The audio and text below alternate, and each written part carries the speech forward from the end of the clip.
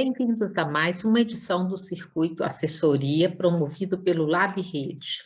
Nós trazemos hoje o tema Diagnóstico Laboratorial da Anemia Perniciosa, uma avaliação sorológica. A anemia perniciosa é uma doença que tem como origem a gastrite atrófica autoimune. Essa gastrite compromete o corpo e o fundo do estômago e, portanto, leva a uma redução das células parietais, que são células que produzem fator intrínseco e, portanto, levam a uma hipocloridria e uma redução na absorção da vitamina B12. Aqui nós temos um esquema da anatomia do estômago, mostrando o corpo e o antro e a possibilidade de ocorrência da destruição dessas células por um processo autoimune, levando então a essa deficiência de absorção decorrente do bloqueio do fator intrínseco por anticorpos anticélula parietal, que por sua vez, então, são destruídas.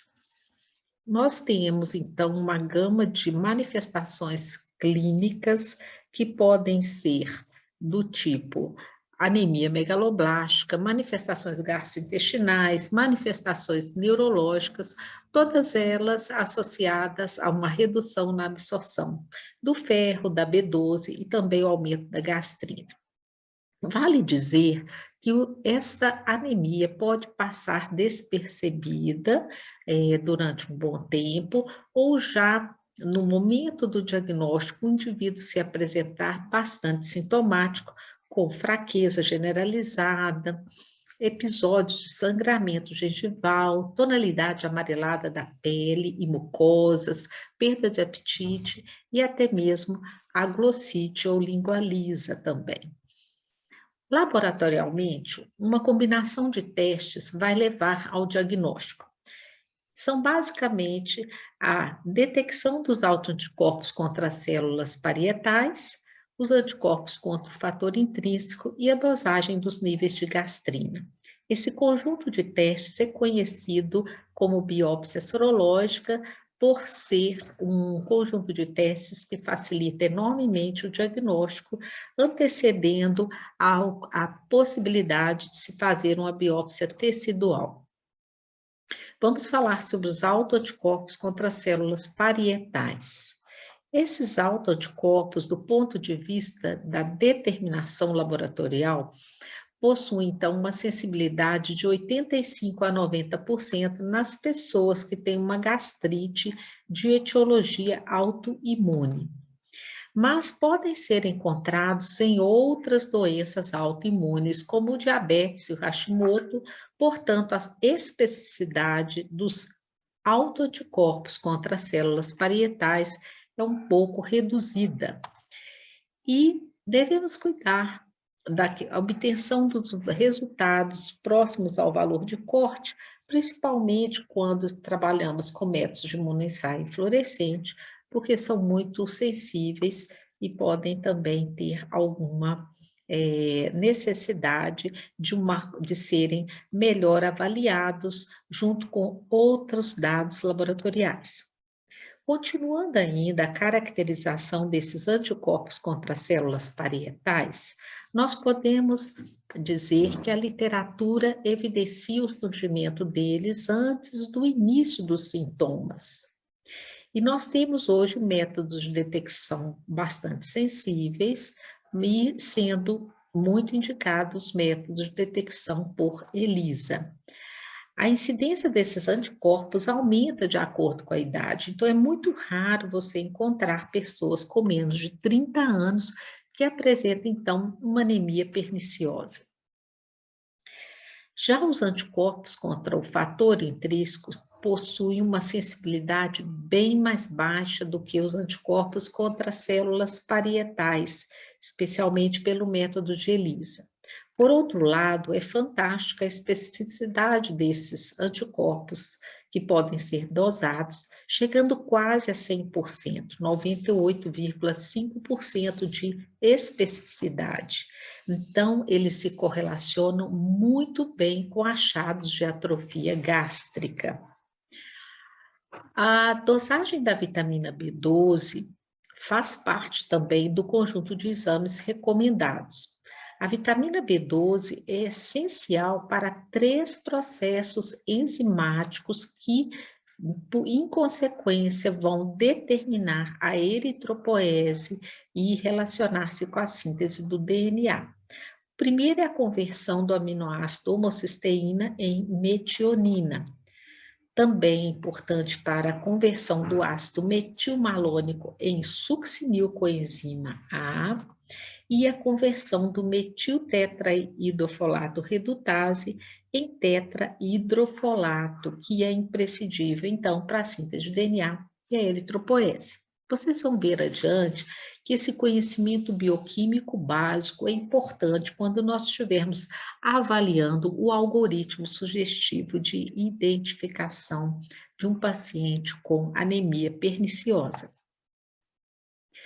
A dosagem da vitamina B12 é necessária quando são evidenciados alguns achados em exames aparentemente simples, como o hemograma, em que nós podemos evidenciar através do esfregaço do sangue periférico alterações compatíveis com a anemia megaloblástica, que são uma hemoglobina mais baixa, um VCM alto e também a descrição de neutrófilos hipersegmentados, que muitas vezes antecedem o aparecimento dos macrócitos. Aqui, uma representação de um esfregaço sanguíneo com os achados que eu descrevi, especialmente os neutrófilos hipersegmentados, os macrócitos, a hipocromia, a poiquilocitose e a anisocitose.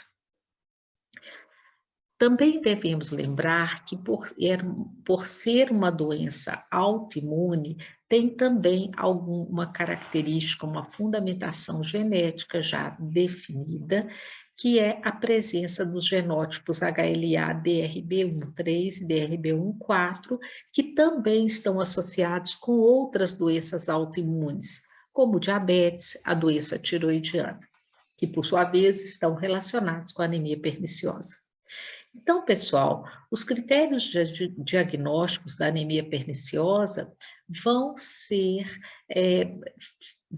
estabelecer basicamente levando em conta a demonstração da anemia megaloblástica, a deficiência da vitamina B12, a atrofia gástrica e a detecção dos anticorpos. Lembrando anteriormente que a presença dos anticorpos antifator intrínseco correlaciona-se muito bem com a atrofia gástrica.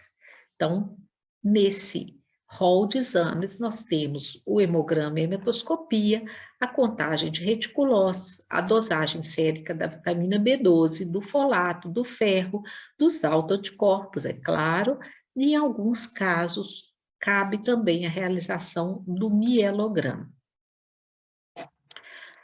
Vamos falar, então, quais seriam critérios específicos para a indicação da pesquisa dos autoanticorpos anticélula parietal e fator intrínseco? O indivíduo que se apresenta com uma anemia macrocítica e tem sintomas de deficiência de vitamina B12 refratária ao tratamento oral é uma indicação. A doença autoimune, o diabetes tipo 1, doença de Addison ou outra síndrome endócrina autoimune.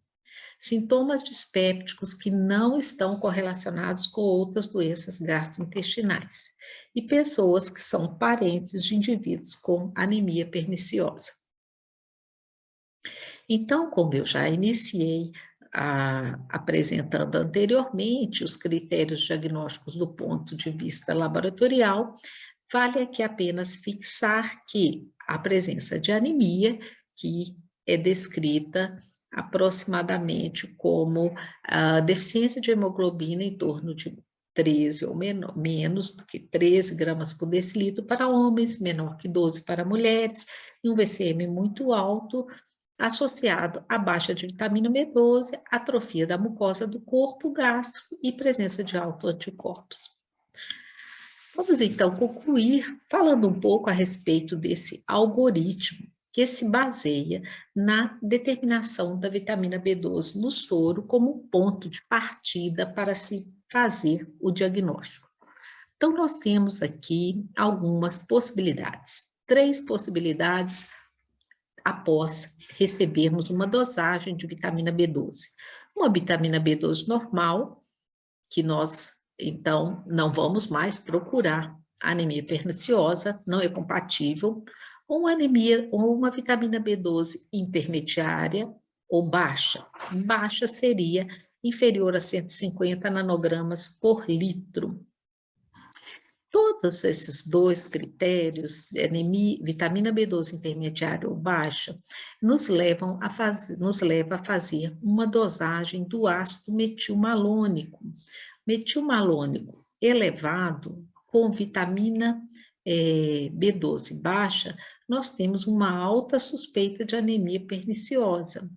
Se o valor é intermediário e o metilmalônico é baixo, então nós podemos descartar a deficiência de B12 em nível celular.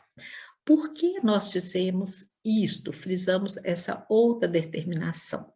Porque há casos em que nós temos, então, uma dificuldade em correlacionar os níveis de vitamina B12 com a presença ou ausência de anemia perniciosa. Então, em alguns casos, nós temos, então, que dosar o ácido metilmalônico.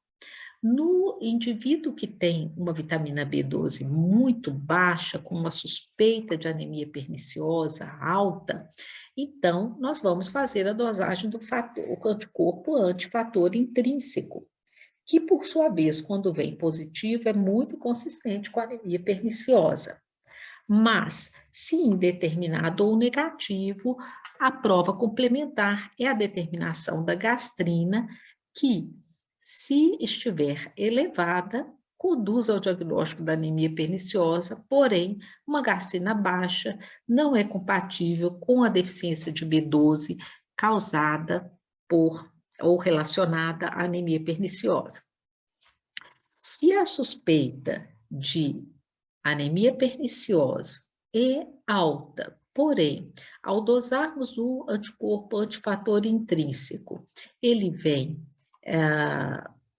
positivo, como eu disse anteriormente, nós então estamos diante de um quadro clássico.